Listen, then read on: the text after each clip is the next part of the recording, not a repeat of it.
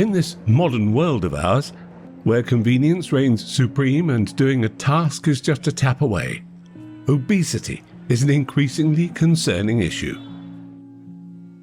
Over the decades, the number of obese individuals has steadily increased. Reports from the United States suggest that the average American now weighs about 11 kilograms more than their counterparts in the 1950s. Similarly, on a global scale, over 1 in 3 of us worldwide, roughly 2 billion people, is currently overweight.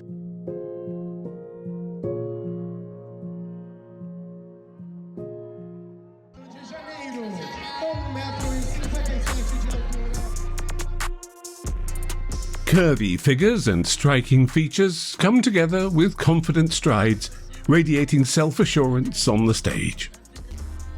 This is the Sexy Fair, a beauty pageant celebrating plus-size women in Rio de Janeiro, Brazil. The competition features swimsuit and evening gown stages, but unlike many other pageants, they're not just about conventional sexiness. Here, the goal is to redefine beauty standards and showcase to the world that women can be gorgeous at any size. Tyann Oliveira, a plus-size model, used to struggle with her body image. The negativity, a constant ache that eventually sank into depression. She tells us that she has Hodgkin's disease and suffers from anxiety attacks and depression because of it. Tyann finds the contest amazing because it gives her the will to accept herself and a desire to live. Tyann's newfound self-acceptance propelled her into shining on stage, culminating in a well-deserved second runner-up placing. This achievement marks just the first step in her journey towards becoming a professional model.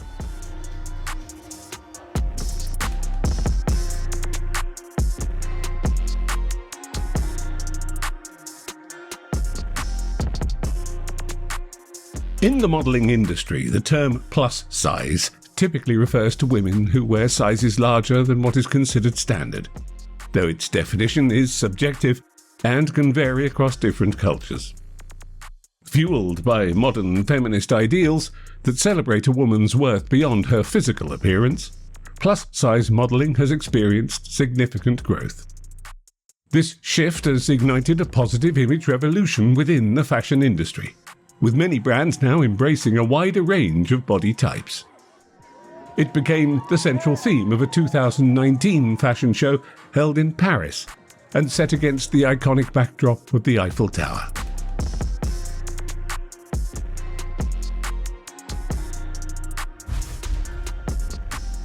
A decade ago, the Paris fashion scene portrayed a much narrower definition of beauty. The runways and magazine spreads were predominantly filled with models of impossibly thin stature, their bodies adorned with garments tailored for a world far removed from everyday reality. This prompted many women to resort to starvation diets and suffer from various health issues.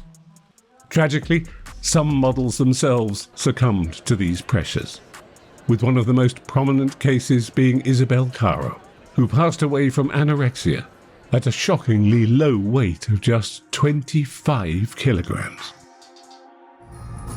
This ignited a revolution in the fashion industry. In France, models are now required to possess a medical certificate confirming a healthy BMI, and clothing brands face substantial fines of up to 75,000 euros if they fail to adhere to this regulation. Nevertheless, despite notable strides forward, plus-size models continue to occupy a niche place within the fashion industry. Vincent McDoom, an artistic director, reflects on his experiences working with renowned fashion houses like Louis Vuitton and Paco Rabanne. He notices a common trend. None of these shows include plus-size women. Motivated by this, Vincent advocates for merging high fashion with the realities of women's lives by featuring everyday women and highlighting the diversity of female beauty.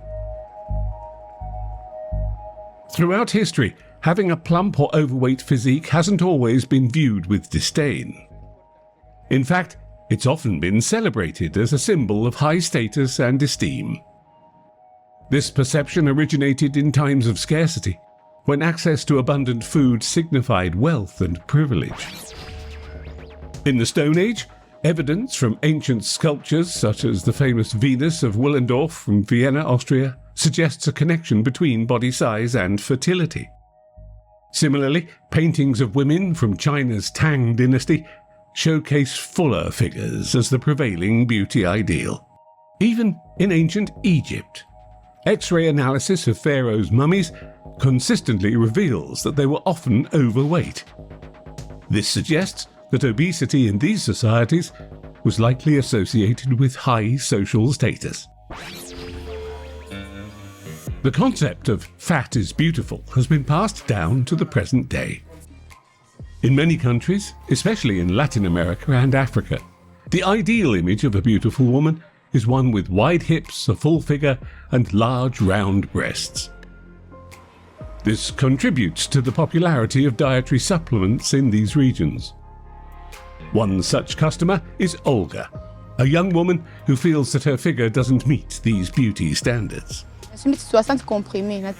Olga, a Congolese woman, says that she buys the product in both syrup and tablet forms. She combines 60 pills with the syrup, mixes it, and takes it before bed. Attempting to increase body size quickly through unhealthy methods does, however, increase the risk of chronic diseases like hypertension and diabetes in the future. While it is true that beauty knows no bounds, science now reveals that the historically admired ideal of fullness can be linked to numerous health problems. While plus-size beauty pageants can boost confidence, prioritizing health is crucial in a world where people often consume more calories than they need.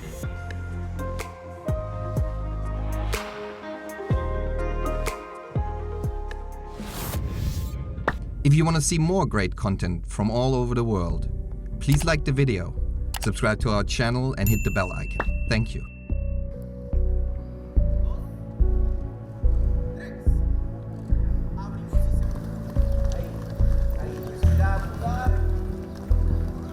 Sweat beads appear on their brows as the warm morning sun bathes Mexico City.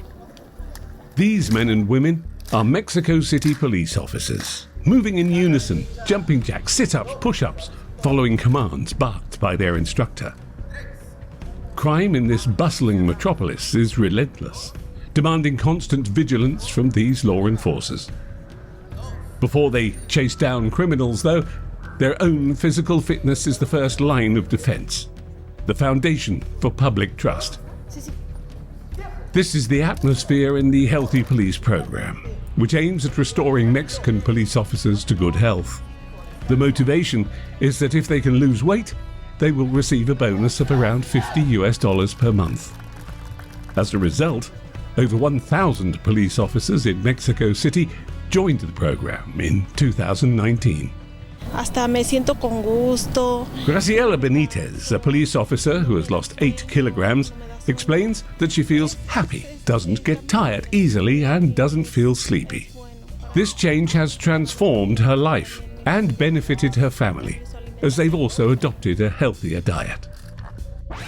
In Mexico, obesity is escalating into a nationwide issue, with 3 out of 4 adults exceeding the BMI standard. Over the years, the average weight of the population in this country has been on a steady rise. According to the Organization for Economic Cooperation and Development, or OECD's report in 2023, Mexico ranks second among countries with the highest proportion of obese people, at 36%. The United States takes the lead with 42.8%, while New Zealand secures the third spot with 34.3%.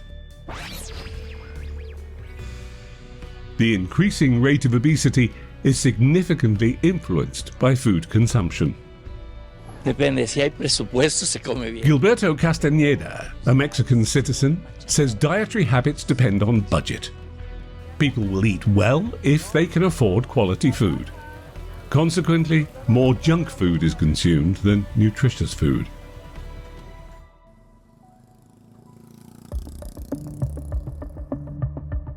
Mexico, as a neighbor to the United States, the country with the world's highest level of obesity, faces a significant challenge. Critics claim that Mexico's obesity problem is heavily influenced by the influx of American products, following the signing of the North America Free Trade Agreement, or NAFTA, in 1994, with soft drinks and fast food becoming particularly popular choices in the Mexican market. This coincided with a rise in bottled water consumption, as Mexico's water supply is often unsafe for direct consumption. NAFTA's impact on pricing has also made bottled sodas nearly identical in price to bottled water. Therefore, it's common to see Mexicans consuming soda regularly due to its affordability. Tamara Vera, a nutrition specialist, explains that the poor dietary habits in Mexico contribute significantly to the problem. She highlights issues such as inadequate exercise, insufficient water intake, and excessive consumption of fatty and sugary foods. Most people tend to understand that fat is the main culprit behind weight gain. But, in reality, sugar is the major contributor. The World Health Organization, or WHO, recommends that sugar intake should be less than 10% of total daily energy intake, equating to about 12 teaspoons for a 2,000-calorie diet. A single 12-ounce can of soda, however, contains up to 10 teaspoons of sugar, nearly the recommended daily limit. The sugar we consume each day is absorbed into the bloodstream, prompting the body to release insulin, which in turn stimulates the liver to convert the sugar into fat. This fat is stored in various parts of the body, leading to weight gain.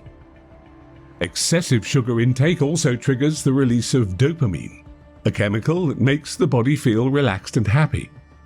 Consequently, our brains crave more sugar. When soda is readily available and cheap, the subsequent increase in diabetes becomes a well-documented phenomenon, disproportionately affecting low-income Mexicans. Alejandro Calvillo, director of a consumer rights organization, explains that soda drinks are often priced the same or cheaper than bottled water. This strategic pricing is based on the addictive nature of soda. Once a preference for a certain soda drink is developed, consumers are unlikely to turn to other soda brands. This leads to brand loyalty. A report from the OECD indicates that if Mexicans continue their current high sugar consumption levels, obesity is projected to increase by 54% among women and 37% among men by 2050. Of particular concern is the impact on future generations. In Mexico, the obese children of today are on a path to becoming obese adults in the future.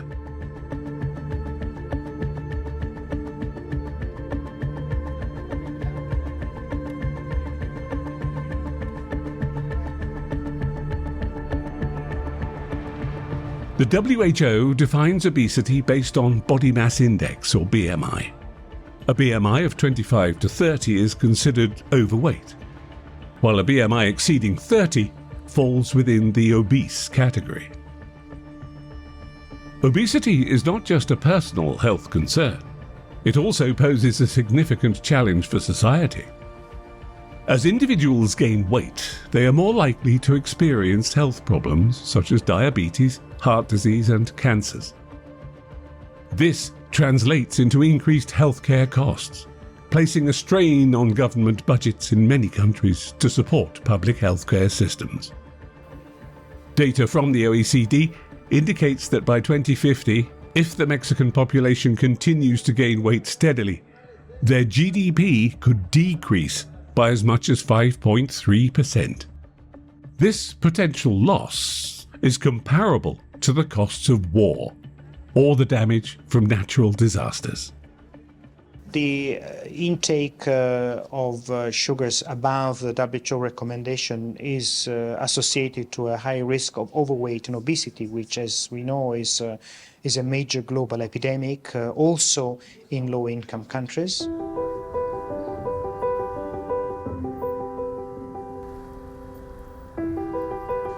Obesity has become an urgent issue.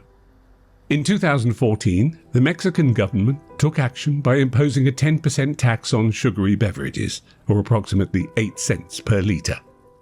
This tax led to a 12% decrease in the consumption of these sweetened drinks. While the reduction is notable, it is not yet sufficient for the long-term fight against obesity. Beyond implementing taxes, a crucial step is public education, to empower people to make healthier choices.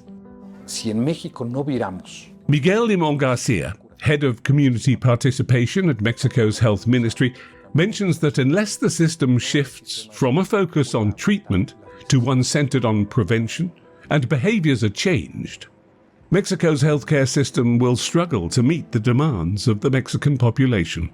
Is that we are recommending to reduce the sugar intake, the intake of free sugars in adults and children, to reduce the risk of overweight and tooth decay, and in general the risk of non-communicable diseases.